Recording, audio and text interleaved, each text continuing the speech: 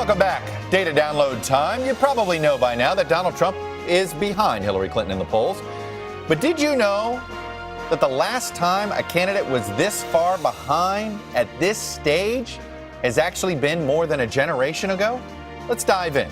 In the latest NBC News Wall Street Journal poll conducted a few weeks ago, we had Donald Trump trailing Hillary Clinton nationally by 11 points.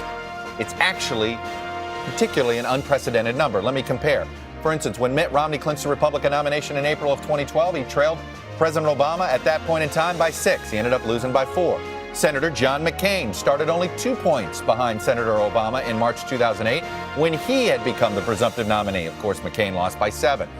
John Kerry was behind incumbent George W. Bush at 2 points in March of 2004, the month he became the presumptive nominee. By the way, race essentially stayed in the same place. Kerry lost by 3. In 2000, it was March when both Gore and Bush became presumptive nominees of their respective parties. That first matchup had Bush up 46-41. Gore made up the ground on the popular vote, but he lost the Electoral College. And of course, Bush won. You have to go all the way back to 1996 to find a presumptive nominee in worse shape than Trump is right now. And that was Bob Dole. He trailed Bill Clinton by 17 points at the start of the general election campaign in May of 96.